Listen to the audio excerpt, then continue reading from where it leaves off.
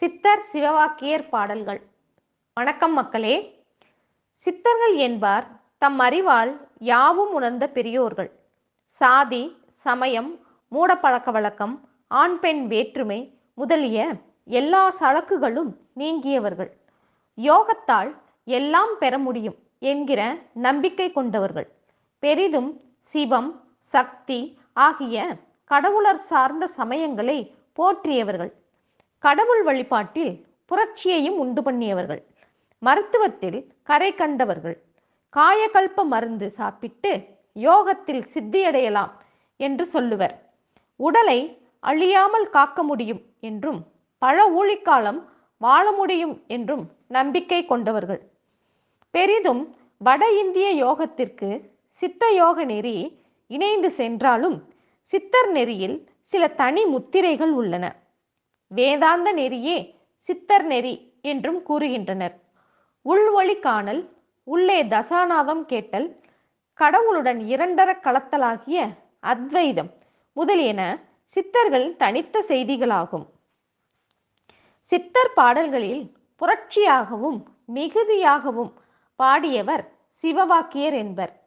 சிவாயமே என்ற தொடரை தம் பாடலின் இறுதியாக வைத்து இவர் பாடல்கள் பாடியுள்ளார். இதனாலேயே சிவவாக்கியர் என்கிற காரண பெயர் இவருக்கு வந்துள்ளது.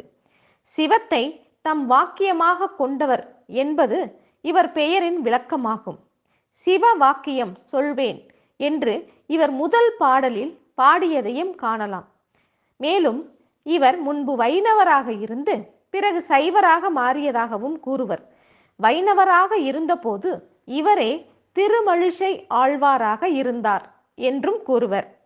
அதற்கேற்ப பல பாடல்களில் ராமநாமத்தை போற்றி வணங்குவதும் கண்ணனை பற்றி சொல்வதும் சான்றாக கூறலாம். வெறும் சடங்குகளால் மட்டும் கடவுளை அடைய முடியாது என்கிற கொள்கையை பரப்ப பல பாடல்களை பாடியுள்ளார். அப்பாடல்களில் நாத்திக நெடி வீசும் அளவு பெருமளவு இருப்பதால் அவர் முன்பு நாத்திகராக இருந்து மாறிவிட்டதாகவும் சிலர் நினைப்பர். ஞான நிலையில் பேசும் பேச்சுக்கள் இப்படி நாத்திகம் போல் தெரிவது இயற்கைதாம். கடவுள் வாழ்த்து பாடி தம் பாடலை தொடங்குவதிலிருந்து இவரின் பக்தி வெளி நமக்கு நன்கு விளக்கமாக புரிகிறது. சிவவாக்கியர் பாடல்கள். பாடல் 1. கடவுள் வாழ்த்து. அரியதோர் நமச்சிவாயம் ஆதி அந்தமானதும் ஆறிரண்டு 100 தேவர் அன்று உரைத்த மந்திரம் கரியதோர் எழுத்தை உண்ணி சொல்லுவேன் சிவ வாக்கியம் தோச தோச பாவமாயை தூர தூர ஓடவே. நமச்சிவாயம் என்கிற மந்திரத்தால் பெறப்படும் அரிய பொருளாகிய சிவமே ஆதியும் அந்தமும் ஆகும். 12 ஆதித்தர்களும் வேறு வேறு தேவர்களும் இதே மந்திரத்தை கூறி உயர்வு பெற்றனர். நமச்சிவாயம் என்கிற மந்திரத்தில் சிவத்தை குறிக்கும் சாட்சியாக உள்ள எழுத்து சி ஆகும். அதை மனதால் ஆழ்ந்து சிந்தித்து சிவவாக்கியமான இந்த நூலை சொல்லுகிறேன். பலவித தோஷங்கள், பாவங்கள், மாயை ஆகிய யாவும் இந்த மந்திரத்தை சொல்லவே தூரமாக விலகி போகும்.